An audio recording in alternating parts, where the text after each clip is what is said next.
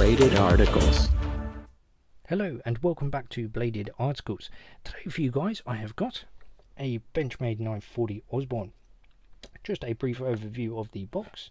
Comes in their classic Benchmade box in the blue and the silver with their logos plastered all over it.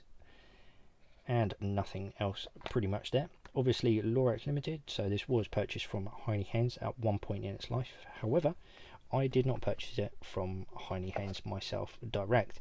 I purchased this on the second-hand market from a very, very kind gentleman who had it for actually 8 months and it was impeccable condition. I couldn't find a darn thing wrong with it. Absolute minter it was. So these are coming in from Heinnie Haynes at $184.95. They are not in stock at this time of recording this video. However, I'm pretty sure they will be back in because it is such a popular knife.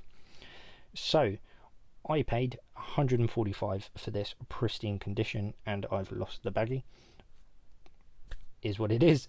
And you get your pamphlet here which also says a little bit about their classes, their life sharp warranty, limited lifetime warranty, more warranty, all over there. So feel free to pause it and have a look at that if that's your jam. If not, moving on. And you do get a cool, whatever the hell this is, just a bit of information about the axis lock. And it says, clip has been installed on the right. Long logo side of the blade. Right pocket carry. You can turn it to left pocket carry. That is pretty much it. I'm not sure why they didn't put it on the piece of paper. Maybe just because they wanted to keep the axis lock logo in the box. I don't know. It wasn't me that bent that. However, I'll tell you about that right at the end of the video. Before we get onto the knife, sorry it's been 2 minutes already. I apologise. I am just going to say a few things about me and a situation I had with this knife. It is going to be at the end of the video, so feel free when we get to that point to quit out because it is kind of a rant. However, if you're a little bit interested, then stay on. But for now, we will crack on with the regular list and we will have a look at the Benchmade 940 Osbourne. Here it is. Cool, let's move this out of the way and we can set off. So obviously we've done point number 1, which is the price. Now we are on to point number 2, which is the colour and scales. So these are a dark green and they have been anodised and they are aluminum, and that is on both sides as you can see. And they have got this kind of coating on here, and I think I read that the coating on here is to prevent scratches. However, I'm not quite sure it prevents scratches in a way.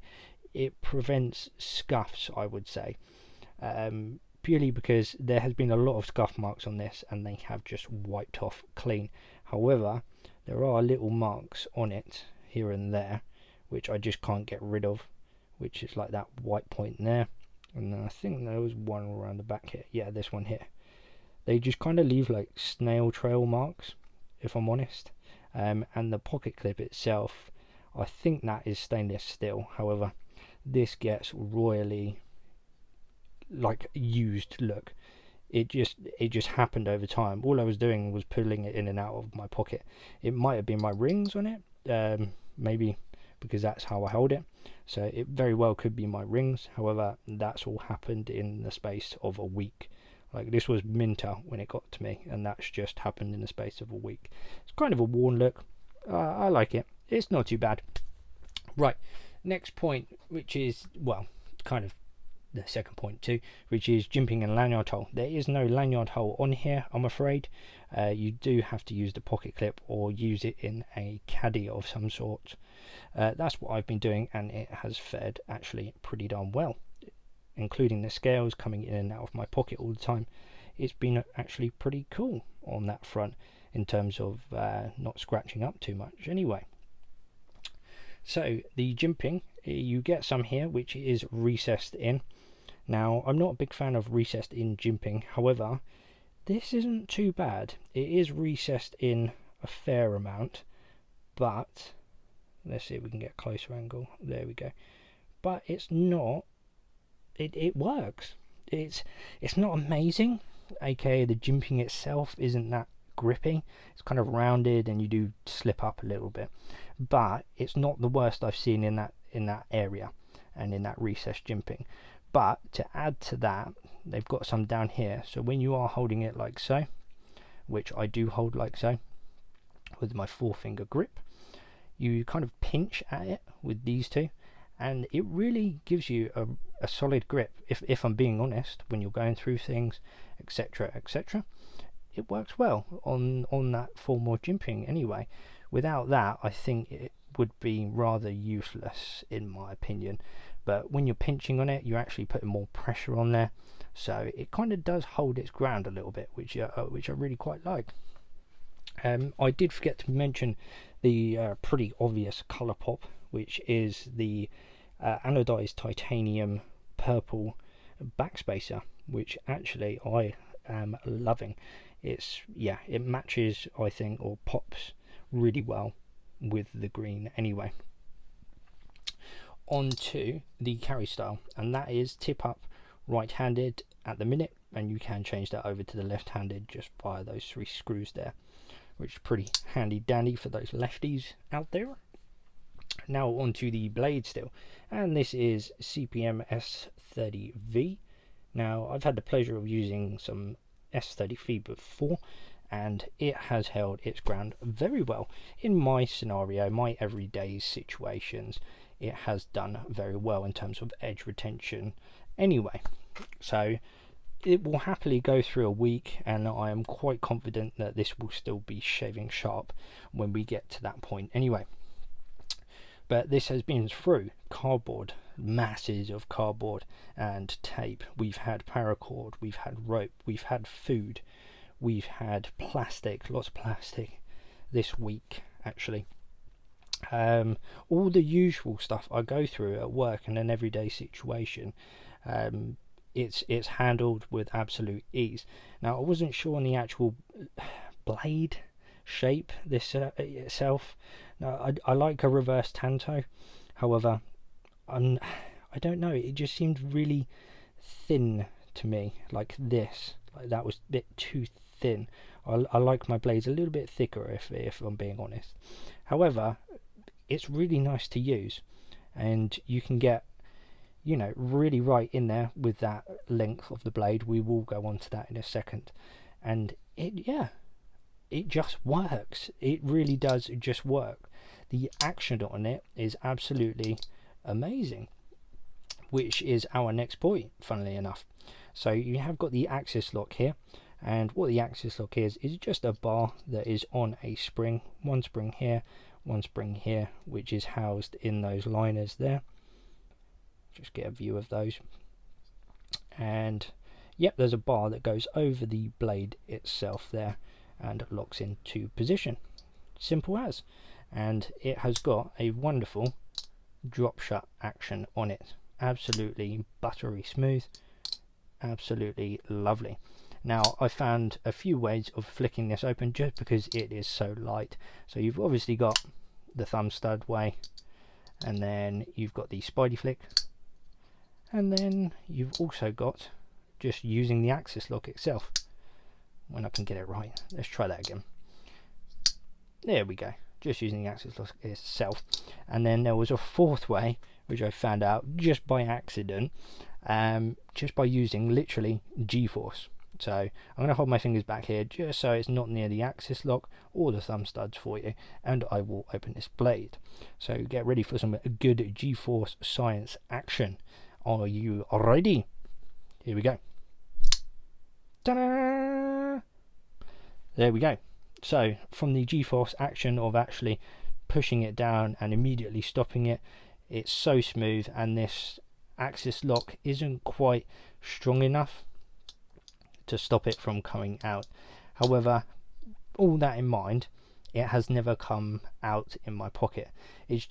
I mean, maybe if I threw it, it'd come out, but I'm not going to be in that situation where I'm going to actually throw an unopened knife at anyone, or anything for that matter. So yeah, it is what it is, and it is quite a quick way of opening it when you get used to it. So is what it is. Cool. On to the centering, which is, let's have a look and see.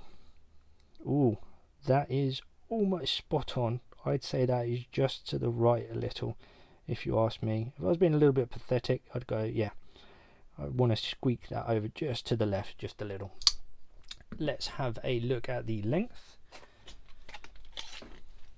And the actual cutting edge is coming in at just under 8.5 centimeters, so 8.3 I'm gonna say on the cutting edge, and then the overall length, that is coming in at just under 20 centimeters, so 19.8 I'm gonna go for on the open formation. And on the locked, well, on the closed, sorry, from point to point, so from here to this point here, furthest point, we are looking at just under 11.5, so 11.3 on that front. Onto the screw size. Now, again, this is a situation where I found out that I may need to get a new T10, because that is a little bit loosey-goosey in there. It does the job, and it hasn't rounded it.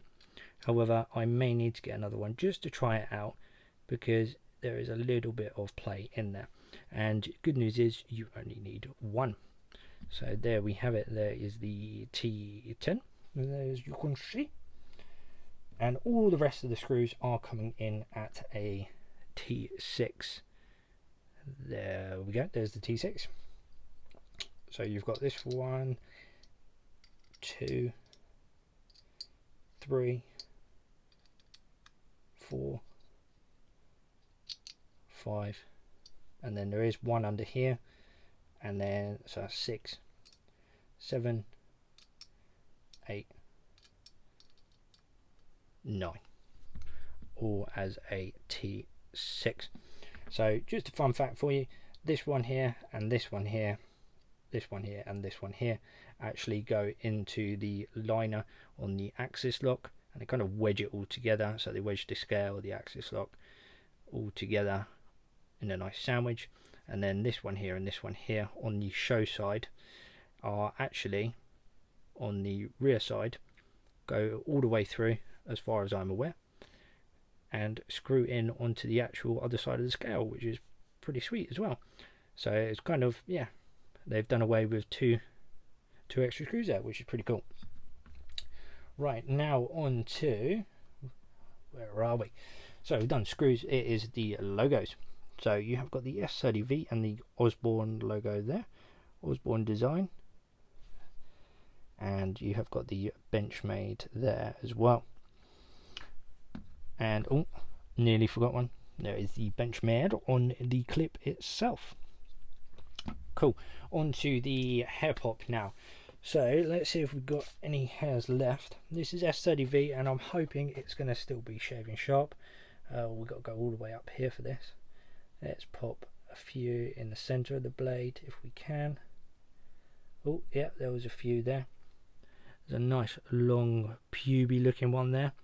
Well, I'm not saying anything about pubes, honestly. It's just hair, it's just hair. And let's go down to, I mean, we can find some more. There's just none left. Right. Oh, there we go. There's a couple on there because I'm doing it at a downward angle and an awkward angle. Can we see them? Where are they? Are they fallen off already? Oh no, you can just about see it there. There we go. So it is still shaving sharp. It's just I've got no hair, and I'm crap at shaving. I should be pretty darn half decent at this now anyway. I do it every week, so I've got no excuses. I have no excuses. Cool. Size comparison. The closest I found is the Yojimbo 2 in terms of cutting edge and in terms of scale, funnily enough, which is interesting. I didn't think that was going to happen. And then we've got a banter just for giggles. just to compare. And then one that most UK EDCers will have is a Luna. So we'll just switch that up and compare that to the Luna in terms of scale and steel length, or edge length, sorry, do apologise. So as you can see, it is bigger than the Luna and the Banter. However, Jimbo, I didn't think it was going to be this darn close, but it is. So that is the size comparison for you. And there we have it. That is the Benchmade 940.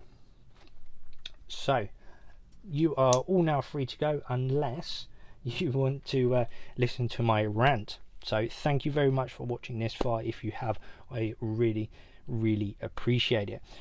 Before you go and don't want to listen to my rant, just have a check of Who Knives. So luckily I know the guy at Who Knives, and he is an absolute ace of a gent. He is probably the most kindest guy I know. He's an absolute awesome kind of guy. Anyway, he's UK based, and he wanted a UK knife, so he set out and he designed one. It is now in production stage. I mean, how many UK knife enthusiasts have now gone on to make their own darn knife? So if you wanted to check out his knife, the V1, go ahead, please check it out on Instagram. It is up and coming on YouTube as well. There are a few videos of it, and also on his website as well. So like I said, it is in production run, and you can pre-order one now. I know I have, because I really don't want one. So please go and have a check at this absolutely ace of a blade. It is well worth it, especially if you're in the UK, I promise you. Right, now onto my little ranty poos. If you want to stay, feel free to. If not, thank you very much for watching. I really appreciate it. So thank you for that. Right, me and Heinnie Haynes had a little bit of an issue. I purchased this from a gent. I won't say his name. Just, keep it anonymous for ease. I paid £145. I contacted Heinnie Haynes when I got this knife, because this logo is wonky, not by much. If you just look closely on that grind line, the E is closer than the B.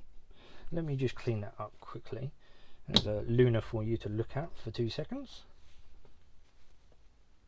Da, da, da, da, da, da, da, da. Da, da, da, da, da. Little bit of lift music for you whilst I clean my blade and have a bit of shininess. Right, so here is the blade a little bit cleaner. Hopefully you can see it. There we go, that's a bit easier. So that is wonky to me. It's not out by much, only, as the guy at Heinnie Haynes said, a thou of an inch. If it's not a lot. However, this is almost a £200 knife, and I don't feel it should have that, if I'm being honest. I know a lot of other guys, it is on this side as well. If you look at the left hand side of the boomerang compared to the right hand side, it's a little bit more obvious on this side. It is higher up on the right hand side. So yes, going back to the story, I emailed Heinnie Haynes.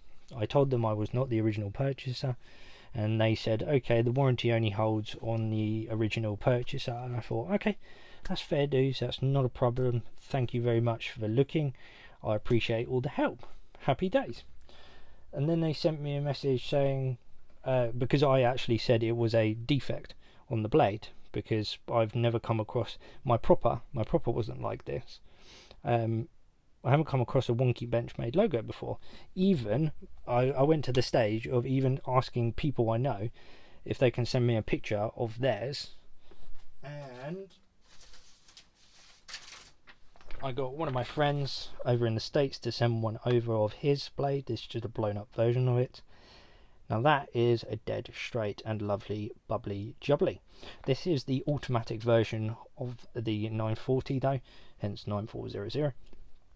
So yeah, I thought it would have been straight for that cost anyway, for £185, but I only paid 145. Irrelevant of that fact, I thought that was an issue. So going back to the story with Heinnie Haynes, they actually said this. They said, please return the knife with a covering letter stating the fault and we will have the knife repaired. I thought, flipping A, awesome stuff, thank you very much indeed. Please include the returns number, yada yada yada. Obviously blanked out the name for anonymity, and we don't want to, obviously, I don't usually rant like this, so I'm trying to keep it as anonymous as I can. Obviously it's Heinnie Haynes, but they told me they'd repair it, so I was like, cool. I sent it off to them next day. It cost me like £9 or whatever. Not too bothered about that. And then 3 days, I think it was, went by.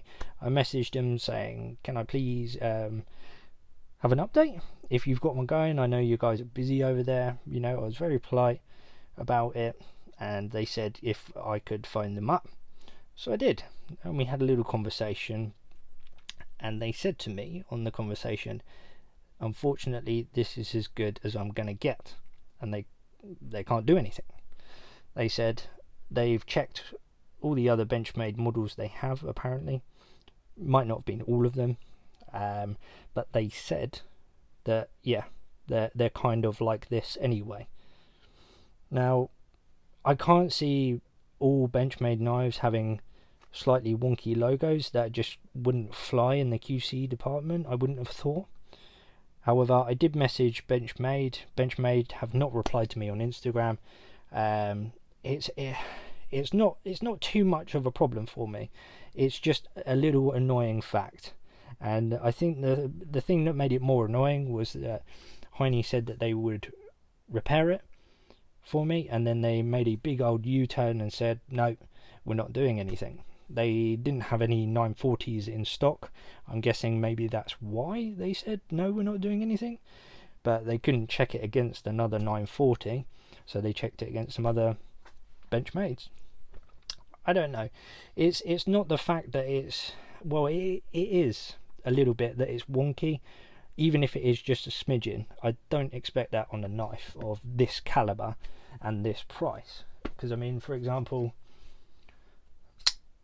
look at that, absolutely dead on.